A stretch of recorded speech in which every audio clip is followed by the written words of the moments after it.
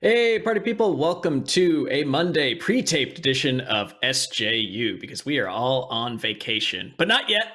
We are stuck at work on a Thursday afternoon, and we're going to give you the hottest and freshest news that 4 days ago can handle. First up, I got a couch, people. Check that baby out. Ooh, that's a two-seater right there. Folds out into a bed. Ooh. I believe they call that a love seat. They do. They do. In other breaking news, they're actually shooting the second season of the Quibi show with Anna Kendrick and the sex doll next door. So if I take the camera out, maybe we can get some exclusives. Still bummed it's not the Golden Arm show. Amazing. Me too. Hey, I've known the creator of that show since she was born. The Golden Arm one? No, Anna Kendrick dummy. Yes. Well, there you go. Awesome. So coming soon to Quibi? Roku? No, Roku. Who's to say? Probably Roku, because they swapped up all the Quibi stuff. Survived this Quibi snap. That's the end of our exclusives. We're also going to do a couple drafts because, you know, it's 4th of July weekend, and what is America if not drafting people for combat? We're doing a draft of the spy movie franchises in honor of Black Widow coming out, and we're going to draft our favorite trailers that have come out recently that we will be very honest about, but they won't be honest trailers. We're just going to talk about these crazy things that have been hitting our YouTubes. There's also a few bits and bobs of news, and if you wait till the end, Eric has an interview with Black Widow director Kate Shortland. That's pretty neat. Sweet. So on to the drafting. We're going to determine we're going to properly rank the best spy movie franchises in order in which we pick them. That's how this is going to work. As far as who goes first, Danielle, name a president. Oh, any president? Any president. I'm going to name the president that freed the slaves, but like not because he wanted to. Abraham Lincoln. Okay, so Abraham Lincoln. So we're going to, whoever can guess closest to Abraham Lincoln's birthday goes first. I'm going to say February 2nd, because I feel like that's when President's Day is. Even though I know that's George Washington, I just feel like February 2nd just feels right to me. I'm going to Price is Right it and go January 31st. Okay. Oh, that's a smart strategy. I'm going to go for America and go July 4th. July 4th. Yeah. If only. Okay. And let's see. Lincoln's birthday. I love it. February 12th. Oh, the number one America knower on the panel is me. So I get to go first. I get to pick my favorite spy movie franchise first. So I'm going with the obvious. I guess Danielle would go next because she was the next closest, and then Eric was. I'm getting screwed on this one. Farthest away, so that'll be. I don't even care because if you're not first, you're last. This is America. And my number one pick is, of course, the Austin Powers franchise. You know it. You love it. Yeah, baby. I got to say that this is the only one of these franchises that I would really be shocked and very welcome to see a return from. Like, you know what you're getting with another Mission Impossible. You know what you're getting with Jason Bourne trotting him back out there. Daniel Craig looks like he wants to die. I think Austin Powers would be a surprise and a delight. You know what? I'm going to sort of cheat because also the American way. And I'm going to include all spy spoof movies. I'm going to include Top Secret. I'm going to include The Naked Gun. I think the spy genre is at its best when it's being made fun of. So you get the first Casino Royale then. Oh, I get Kingsman too? Is that a photo of Kingsman? Sweet. But yeah, and I get the first Casino Royale, exactly. Because I think this is sort of a ridiculous genre, though, you know, there's some more serious muted ones that are good too. But I think it's so easy to poke fun at. And man, wouldn't you just love to see an Austin Powers movie making fun of like the recent crop of James Bonds, the recent crop of Mission Impossibles, how ridiculous it's gotten? Yeah, if they get rid of the poop jokes, I'm going to go ahead and say Goldmember is the only movie in my entire life that I wanted to walk out of, and I didn't. Well, Goldmember, sure. You're picking, you know, the Mission Impossible 2 of the franchise. That's fine. It's had its low point. Yeah, but 1 and 2, I think, are, having not rewatched them in 12 years, I still think that they're great, having not seen them recently. But that's my number one pick. Danielle, I think you're next. Oh baby, I'm going with the Fast and the Furious franchise. Of course, the best spy movie franchise. You think Austin Powers, Fast and Furious. We should note Ryan's note here, which is it kind of counts at this point, right? And I took that note because kinda is enough for Danielle Radford. Like, that's You all might I be confusing it needed with the kinda. Triple X franchise, but that's fine. They're I pretty. mean, they I work think for Vin Mr. Diesel is confusing with Nobody. Triple X. There's Yeah, but they're not spies. They're like it's like the family. spies won't do this job, so we got to get a bunch of gearheads. Yeah. So then they're Some of them are extra spies. spies. Yeah, Some they're of them are extra spies. Look, Some of them are I- spies. The Rock is an official member of the government badass squad, right? Sometimes, Yeah. depending on the movie. Yes. Yes, I think And so. look, I think this is not a spoiler, but like Jacob is a spy. There are definite spies in this movie, and there's a lot of spy work. There's Paul Walker is get- an undercover agent in the first one. Yeah. Yeah, exactly. And then you get to get really cool. We don't talk about the first Fast and the Furious enough because there's the black FBI agent who gets to get cool FBI agent things to say. Bilkins. Like, yes, Wow, nice he call. gets. Oh, I just did an article where I talked Oh. about Bilkins. So. Well, he gets to say things that, like he gets to say all the cool, like, I can't think of any right now because I'm very tired. But he gets to say all the really cool black FBI guy things. So for me, a spy movie is not a spy movie without tons of really cool talk. Plus, you get to go, again, this is not a spoiler. It was in the trailer. I think that it's not a spy movie if you don't go to space. Very Moonraker. Very Moonraker, exactly. So that's I'm sticking with it. I'm staying with the Fast and the Furious franchise. All right, Eric, do you have our first actual spy movie franchise? I do. Although I want to note, Bilkins was also in Too Fast, Too Furious. I'm all about Bilkins. But yeah, I can't believe I'm third to go, and yet I still managed to say Mission Impossible because I was like, oh, that'll be gone. But you guys both threw me curveballs. So yeah, Mission Impossible. I freaking love these movies. This is like my favorite action series and spy series. And I'm sorry if I had to choose between seeing a James Bond movie or Ethan Hunt movie for the rest of my life. I'm going with Hunt. Yeah, I think just really cool movies that have gotten cooler and cooler and keep delivering on the tech and like, the spy movie stuff where it's not realistic, but then they make it feel like movie realistic when they show how they do the masks. It's like, we can't really do that, but they show you like cool machinery and you can buy into it. And then of course the insane stunts that keep getting more and more insane as the lead actor keeps deciding that he might film his own death. And so they keep escalating and escalating. And also I really like that in the latter half, they embrace the team aspect. So he's not just on his own. He's got a cool team. They do cool things. Ilsa Faust is great. And so, yeah, I'm all about that Mission Impossible life. It is great, but I will say that to me, Mission Impossible these days is as much a spy franchise as Fast and Furious, and both less so than Austin Powers. They've kind of merged. Yeah, it is a stunt it's the Ethan Hunt stunt spectacular, and everything is just a mission to get him into outer space or under the sea or wherever Tom Cruise wants to risk his life next. Like if you look at the difference between Mission Impossible 1 and Mission Impossible 6, it's like, what has happened here? This has gone absolutely out of control. And I'll tell you one thing that's consistent. The government is going to think Ethan's turned on them when he hasn't. If you take a shot every time they say disavowed, you'll be hit right. by the time you get like to Act 1. So I love those movies too. But if you're talking like spy movies of like, oh, we don't know who's who and there's actual secret agentery going on, I don't think it really counts anymore. But or I think it counts just as much as these are two silly picks up first. But yeah, they're still great movies. Wait, I'm up. I get to go again. Yeah, okay, you do. fine. I'll pick James Bond. James Bond's great. Who doesn't like James Bond?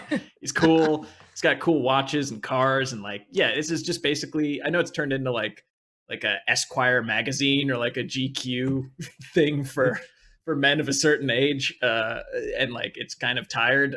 In fact, very tired. In fact, Daniel Craig is so tired. Please let Daniel Craig rest. Hashtag please let Daniel Craig rest. Yeah, but I don't know. I guess it's just the materialist in me is just a sucker for slow, beautiful pans over the curves of a nice Aston Martin. I didn't know where you were going with that. Well, the guy Ton Martin. I like it. A nice ass, Tin Martin. Why is Well, that line not in one of the movies now? Oh my gosh.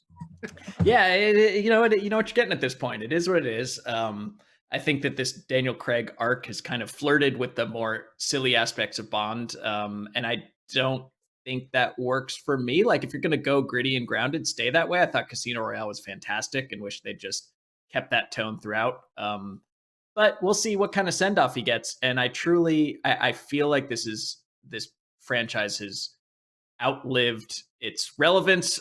So I'm excited to see but it's disproven us time and time again. So we'll see if they have another gear left in them. But man, I mean, from Sean Connery to today, you got to give it props for all the fun along the way. This is the 25th one coming out. This is Bond 25, the oft-delayed No Time to Die. Yes.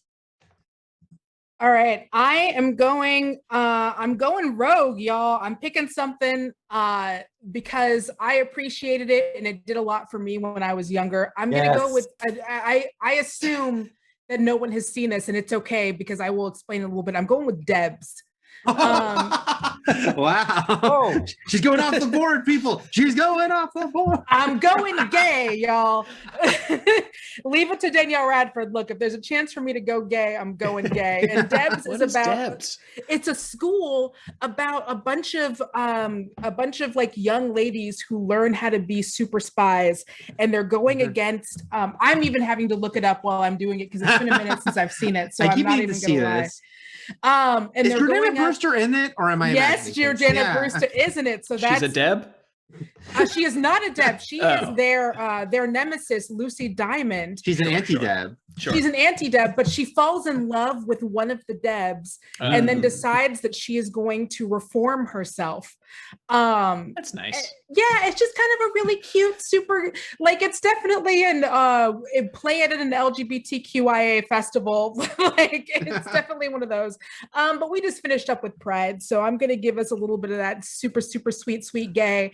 And they fall in love, and it's very cute. It's a very cute spy movie. So yeah, I'm going. That's my next one in the draft. I'm going with DEBS. Look at how quickly y'all brought that up. Yeah. I didn't even mention that beforehand. Can we get a round of applause, please? Yes, William. William, man. That's amazing. We don't have enough gay spy movies. I'm surprised. That's literally the only one I can think of. So yeah, I can't think of any. I mean, some of the other ones, it's like you can infer it, but yeah, I felt like there was one other, but yeah, I can't even think what. And is that Devon Aoki that I spy? It sure is, my friend. Another fast veteran. Yeah, I spy with my little eye. Yeah, you did. You love to see it. All right, Eric, let's not drag this out any longer. What's our final spy movie? Yeah, I guess I'll go pedestrian here. But again, I expected these ones to be snatched up and they weren't. So hell, I'll just do it. And I'll go with Bourne, which is one of the few great 3-for-3 trilogies. And then they made 2 more. Which is the unfortunate part. But those 3 movies, those first 3 are really great. And, it's a trope, the guy with amnesia who, he doesn't remember who he is, but he's certainly a badass, but it's a great example of it. And things that become very memed, but they're very fun in the movie. And Jesus Christ, that's Jason Bourne. And there's a room of people at computers, and some of them are good and some of them are nefarious. We've lost the asset. Yeah. I just experienced for the first time when I was in Orlando 2 weeks ago, the Bourne Stuntacular at Universal Orlando. And it is delightful. And it brings Julia Stiles back. And it even has her say, Jason thinks I'm dead. So they try to explain it in canon. And I was all on board with the Stuntacular. I said, it's better end with the Moby song. And it did end with the Moby song. Did they just shuffle you into a really small room where a guy beats someone to death with a rolled up magazine? Yes, exactly. No, so I really dig these. So I keep saying these 3 movies. I know there's 5, but the 3 first ones are really sort of tight story. And I know it's a spy movie in a sort of weird way because he's like he's also like Ethan Hunt, but even to a more extreme that he's like gone off the grid. He's away. He's only can count on himself. The spy aspect is kind of the people, the people in that. All these great character actors who we see in that room, but I really like it. I like when they activate the assets. And love a good threatening European guy in a turtleneck. That's right. And a bunch of screens come up with faces flashing by. That's me and Bourne. They're super fun. I only dock it points because, and it's not its fault, but like the horrible influence I feel like it had on movie making. Oh, yeah. Where like Ooh. Bourne can get away with the quick cut, shaky cam, close cropped hand fighting, but man, it's tough to recreate, and it kind of trended in the wrong direction as far as action movie making went. Agreed. Yeah. Well, tell us what you thought about our list, and I know that your list was exactly the same as ours, so don't even bother posting it. Just say same. Hard same if you feel so inclined.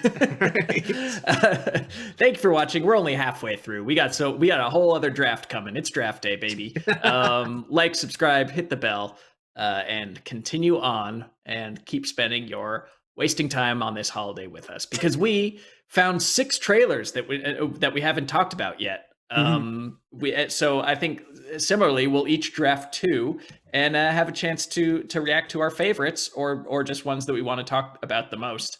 How are we going to determine who goes first on this one? We just do opposite order of the last one to make it fair, or do we do another president? Yeah, sorry. All right, another president. If you can tell me, let's all guess Charlize Theron's birthday. Closest to Charlize Theron. Do we have to do the age? Because that makes me feel bad. Oh, let's all try to guess Charlize Theron's age. Closest to it. Okay. Let's just do the day she was born. Let's just do the day. I'm going to guess. Oh, geez. Let's say October 24th. Okay. 10/24. That's just a date? Yeah, that's a date. I'll go August 1st. She seems like an August summer child. I don't know why. And I'll go April 5th. I have no idea April why 5th. either. All right. Charlize Theron, birthday. Age 45 and looking great, and it's August 7th. Hello. Hello. I gotta go to a carnival or something. I am not going to carnival. Start this off again, I think. Nailing it. All right. So we have same order. We have pretty much the exact same order. Let's see. Which one do I want to talk about the most? Clifford the Big Red Dog, you guys. Oh boy. This is a fun trailer, and yet I feel like with a different score, would be a horror movie, because that dog is going to kill so many people. If you take, I don't know if this is canon, but it looks like they just inflated a puppy. Like, this isn't a grown, trained dog. This looks like they made a wish over on a tiny red dog, a tiny puppy, who then inflated in size. You wish upon a dog. When you wish upon a dog. When your actual human child tears strike a dog, your wishes come true. And her wish, look at that. It just ate another dog. Dogs have been given away for less. I'm sorry. That dog is going to wreck all of New York City. And it's a kaiju. It's basically a kaiju. So I kind of want to see. It's got Keenan in it and Tony Hale, and I know I sound like J. Jonah Jameson. This dog is a menace, but I feel like I want to see. Maybe the Ghostbusters could get on this. Somebody needs to stop this dog monster, and I'm excited to see what mecha rises to the challenge. What do you guys think about Clifford the Big Red Dog? That color is so upsetting. Is it? Okay. All right. I mean, you can't. That's the one thing you got to do with a Clifford movie, right?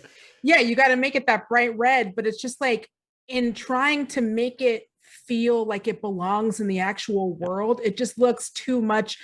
I'm sorry, like I don't Sonic have enough all over words. again. Yeah, it's Sonic all over again. And then I don't know how it hasn't destroyed that entire apartment, because puppies will do that alone, and puppies are like this big. Yeah. And this is a puppy that's like the size of 20 puppies. Yeah. I enjoy the the fact that they're like, oh, well, it's New York, so no one will notice. I'm sorry, I've been to New York. You'll notice a bright red dog, or burgundy, I guess, in this point, because it's not super red, but you'll notice a dog that's the color of a wine that you don't like. That takes a dump the size of a mailbox. Yeah, everyone's in trouble. Get rid of those poops. Yeah. Clifford the blood red dog. Some things are not meant to be photorealistic, and I think Clifford is one of them. They try too hard. I do like the thought of these like funny people they hire for a day to kind of be like, imagine a giant red dog's in front of you, and they probably just improv some stuff, and they use those kid friendly stuff. Yeah, so that must be an easy payday for these guys. Yeah, Keenan, man, I love you, Keenan, but what are you doing? You'll just do anything. He will do it. He's always done anything. Good for him. Work ethic. Yes. All right, Danielle? What's your trailer pick? Oh, you already know I'm going with Sexy Beast. Come on. Okay. I gotta go with Sexy Beast. It's speaking of body horror. So it's a television show where a bunch of already really hot people get made into furries, and those furries go on dates. I know it's hot. They're all wearing prosthetics. It's essentially if Masked Singer was all about dating and finding chemistry, and like two of them make out in the trailer. Oh my gosh. Which is already upsetting. I'm going to watch literally every single episode of the show, and I'm never going to be happy with it. That's how that's going to work.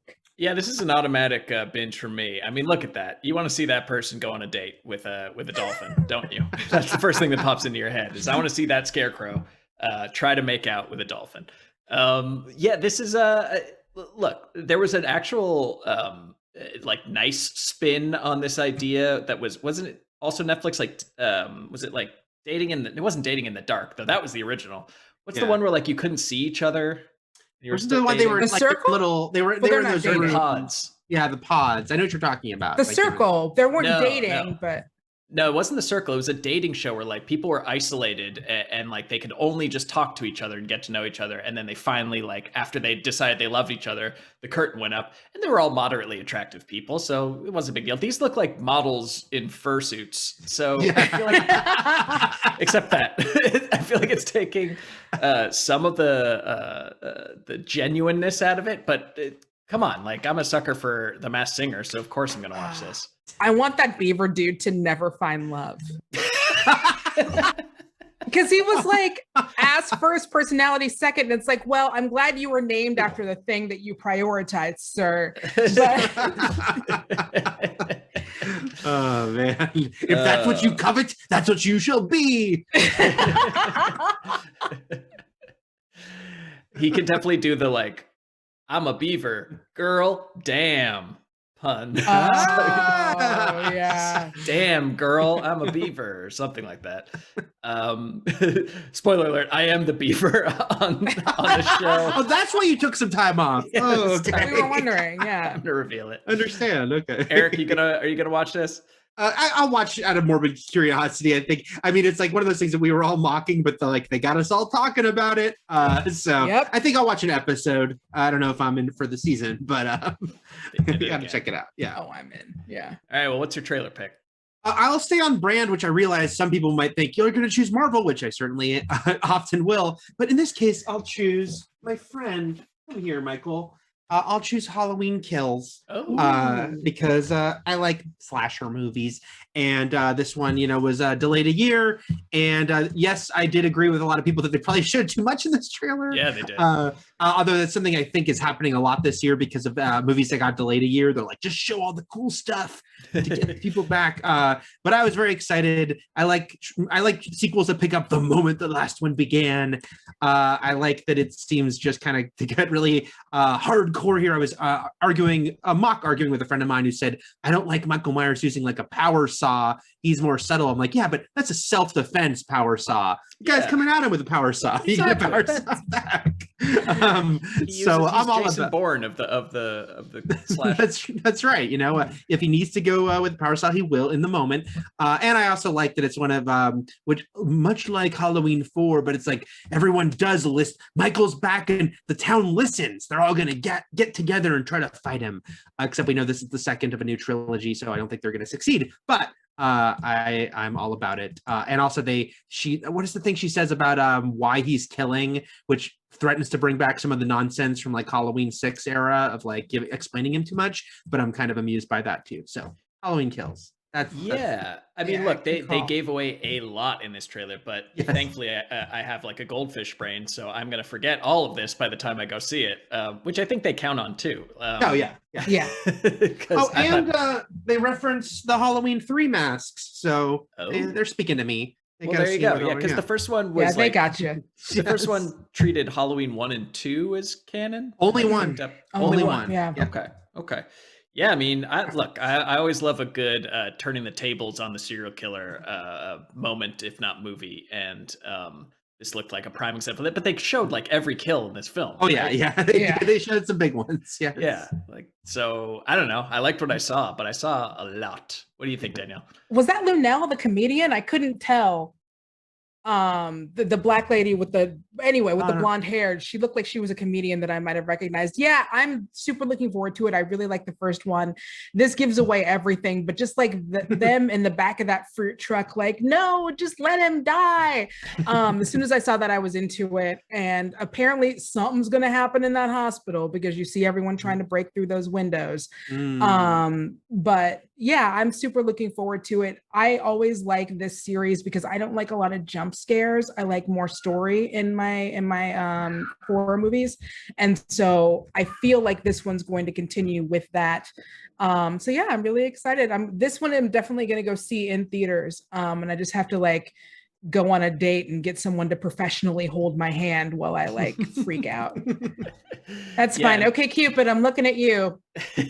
Get on Sexy Beasts. I can be a porpoise or a little otter. Oh, how cute would I be as an otter? They naturally hold hands in the water. Yeah, see? All right, well, fine. I will be the one to Marvel shill and say, Shang-Chi, this new trailer looks pretty good.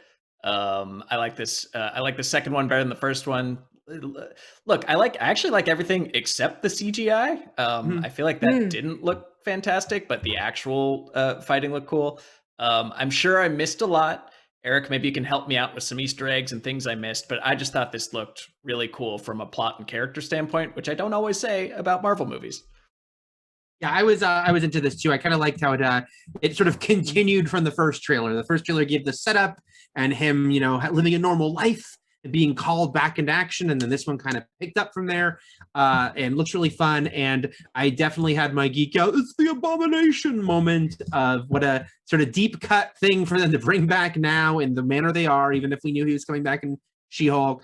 And the Abomination, Roth, right? Yeah, Tim Roth is in She-Hulk for sure. We don't know if he's in this.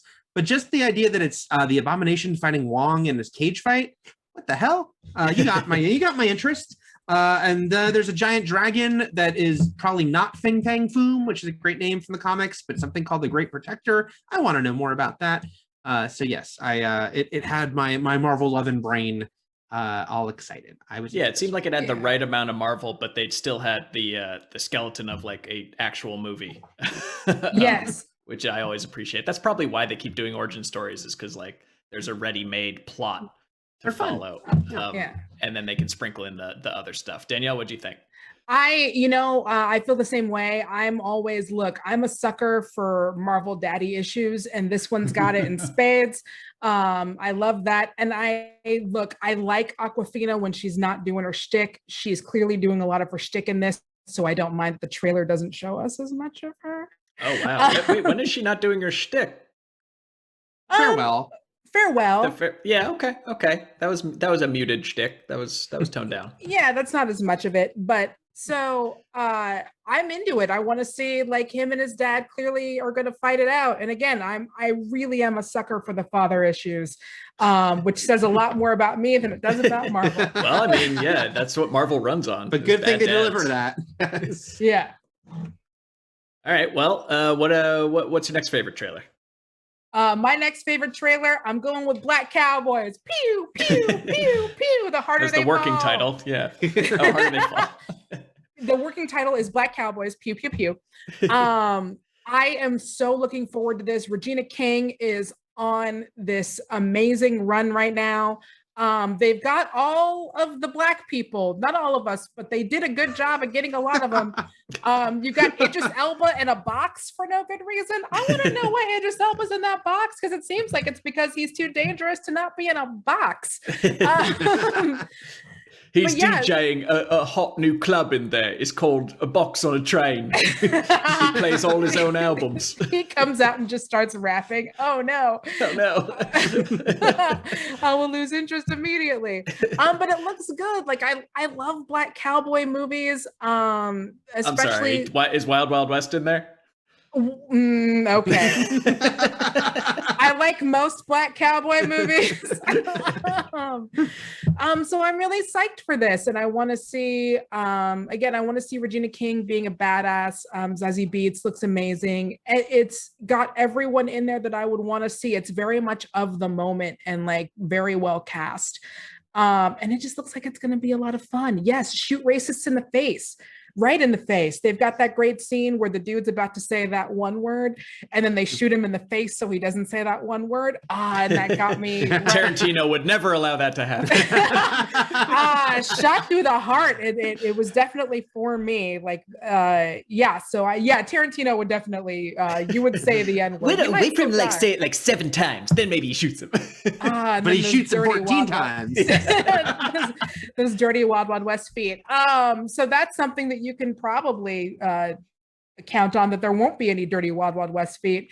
And I also, as much as I love the idea of shooting someone before they say that word, it feels like it's going to be more fun aside from that. Like, it's not just going to be like, oh, it's Black people back in the day. Like, it seems like they're going to have more fun with the genre as well. So I'm looking forward to it. It just opened a box. I need to look into this director more, because I think like you've definitely got someone with some style behind the camera, because this is not like this did not look like your average Western, which some people I saw on the trailer were complaining about the realism, and I am like, don't care. Movies, as long as the tone's consistent, like go crazy. Delroy Lindo, come on. Delroy Lindo. Oh yeah.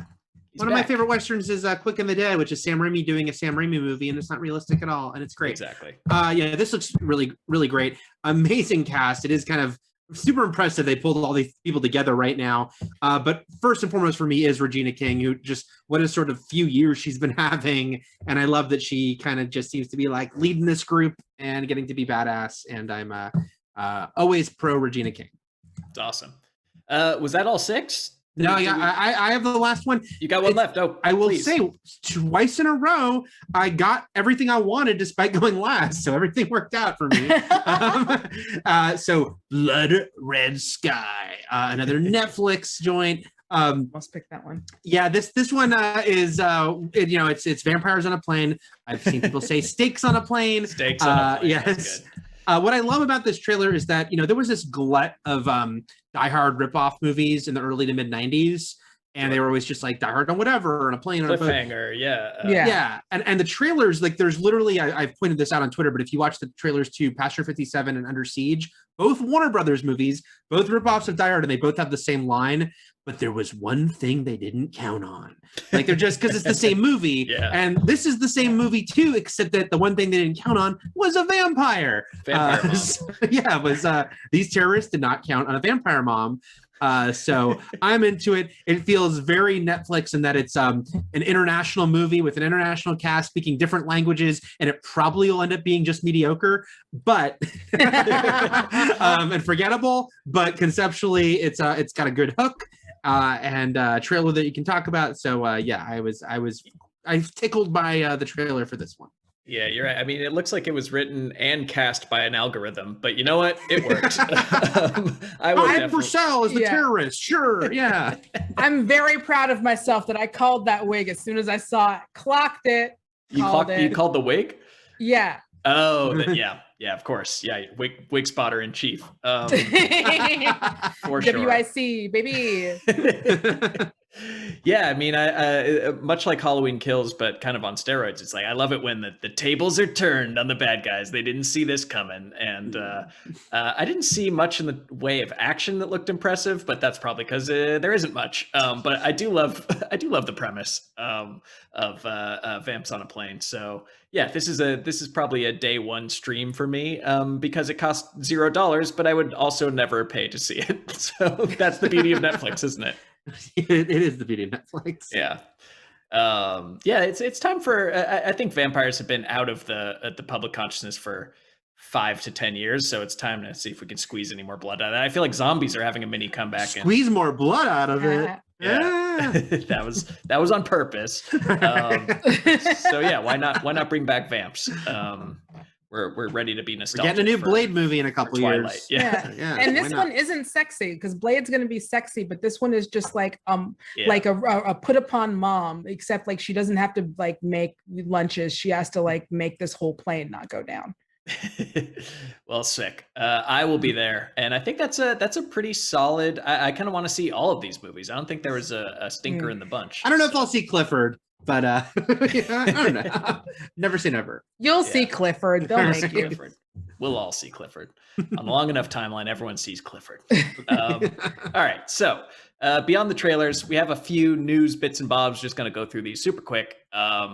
Fast and Furious Cypher is getting a spin-off. Eric, you're the only one who's seen it so far, I think. Or Danielle, have you seen F9 yet? Oh heck yeah, I have. Oh, you have? Okay. So is there any blood left in this stone to squeeze? Are there any more braids to twist? Anything's possible, but this sounds more like Vin Diesel just likes to say things because he's like, we're developing a spinoff for Cypher. I don't know if that's We might also do a Yeah, musical. He Who just knows? likes to say things, and yeah, there'll be Fast and Furious spinoffs. I don't know if she's going to be a spinoff, but have fun, Vin. I mean, I think they will probably do that female-led spinoff they talked about, and she could be in that. She could it could be like we have to work together, or she could be the villain in that. One of them. Right. Yeah, I'm looking forward to their Ocean's 8. I think it'll be fun. Yeah. Speaking of female-led, Nick Offerman has been cast in a League of Their Own spin-off series. I don't know. This is a mixture of emotions. Nick Offerman, yay! League of Their Own series. No, this is a not perfect movie, but this is a fantastic movie that did not scream franchise potential to me. But does this casting move the needle for you guys? Do you want to go back to the All American Girls Professional Baseball League, the series brought to you by Amazon Prime? I think that there's potential for it. I mean, if you've got a season worth of baseball games to play, then you definitely have a season worth of stuff. And then you get all the good sister things. I like Nick Offerman. I think that he would do a great job as that. I wish we Tom knew Hanks more is still alive. I know, but he's not doing no Amazon series. Come on. He's doing Apple TV. It was on Apple Plus. Yeah. Well, that was Chet an Hanks, acquisition. He didn't mean for that to be on Apple. Yeah, that wasn't on purpose. He's very happy with his life, ignoring at least one of his sons. So yeah, but no, I'm excited. I wish I knew more of the women that were involved. I feel like this is the first I've heard of it. And it's just talking about the dude, and the dude is great. I'm very excited for Nick Offerman. I think that he is fantastic, and I think he'll be great in this role. I just would like to know who more of the women are, because it's a women-centered. You do know Abby series. from Broad City. Yeah, Abby Jacobson from Broad City is the creator and star, one of the stars. Tight. Yeah, Whoa, yeah. tight. And But Darcy weirdly, Carden. they're casting isn't it? all men. Yeah. Oops, all men. No, I'm into this too, because I do think that there's potential there as a series, and Abby Jacobson doing it I like a lot, and Darcy Carden from The Good Place is in it, and I like her a lot. And I think Tom Hanks was at the time a little bit more casting against type, because he was such a America's sweetheart guy, and then he's playing the gruff character with a heart of gold. Offerman is a little more like what we expect, gruff with a heart of gold, but it works for me because he's really good at doing that. So Yeah. I'm in. All right, and finally, speaking of working for me, we have a film Less a film than an experience, than a life imitating art, imitating life moment. The Unbearable Weight of Massive Talent is the name of Nicolas Cage's upcoming action comedy satire, where he plays a version of himself who is unfulfilled creatively and facing financial ruin. Nick Cage, the actor, the character, the actor, the character. Consequently, he must accept a $1 million offer to attend the birthday of a dangerous superfan, but things take an unexpected turn when the actor is recruited by the CIA and forced to live up to his own legend, channeling his most iconic and beloved on-screen characters in order to save himself and his loved ones. I don't know what to add to that, except yes, please.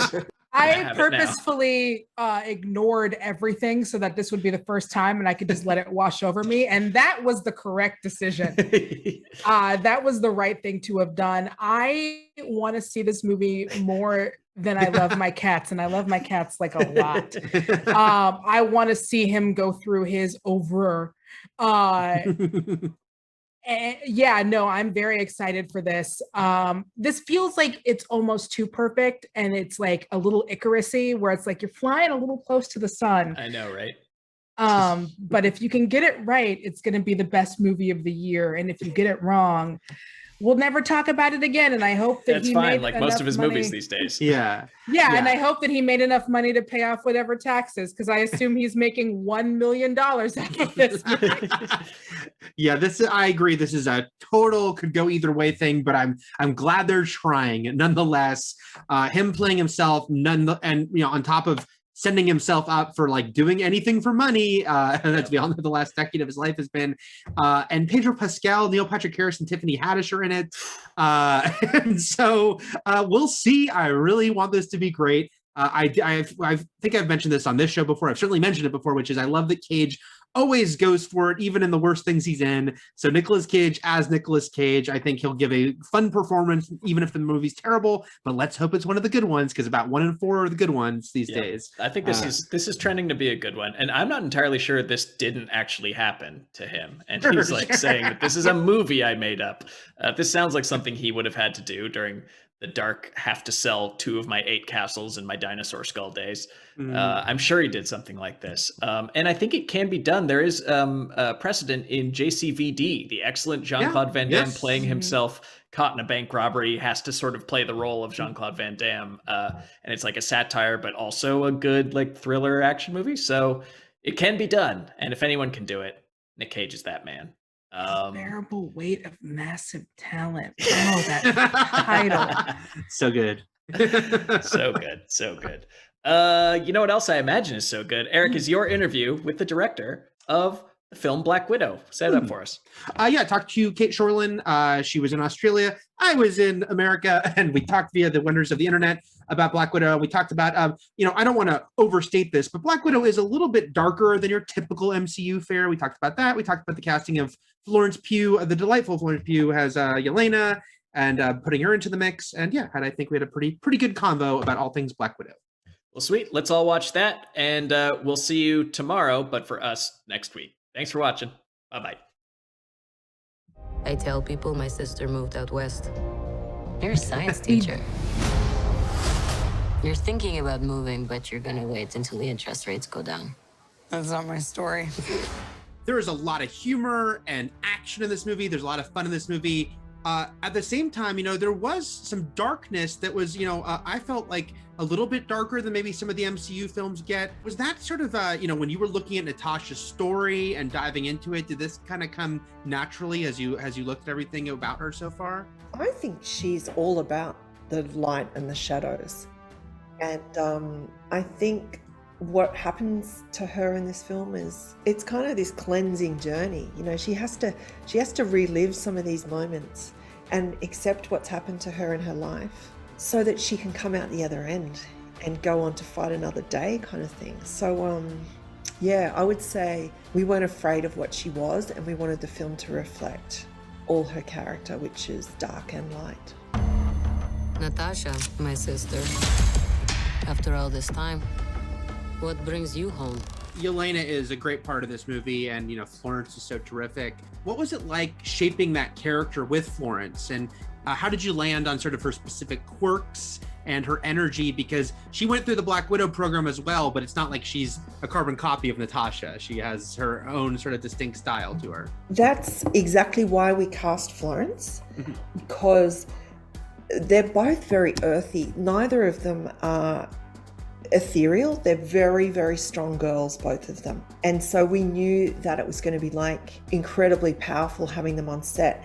But what Florence is an amalgamation of herself, because Yelena has Florence in her, and also Eric, the writer, who is really funny. So he has put so much of himself into Yelena. Before I was an Avenger, before I got this family, I made mistakes choosing between what the world wants you to be and who you are. I think you've mentioned that Winter Soldier was a film within the MCU that felt maybe like an arena you wanted to work in as far as like looking at the direction of this.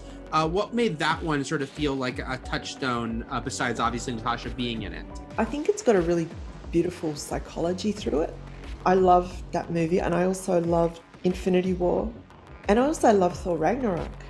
I think what's great about working with Marvel is they really ask the director to put their own character into the film, and I can see that in those movies. His call sign's Taskmaster. He controls the Red Room. They're manipulated, fully conscious, but no choices. The villain in this film is Taskmaster, who's obviously has a lot of abilities, but is not, sort of a super powered, certainly not an alien level threat.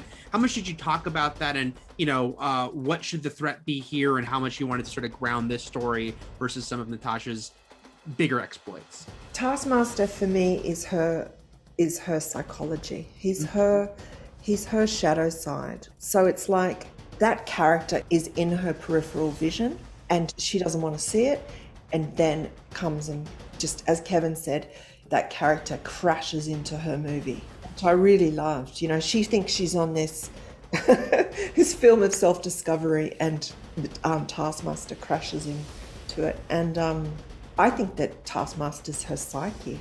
For me, the character works so well because it's not a physical character. To me, it's in a funny way. It's every woman's nightmare, meeting that character on a bridge. One thing's for sure, I'm done running from my past.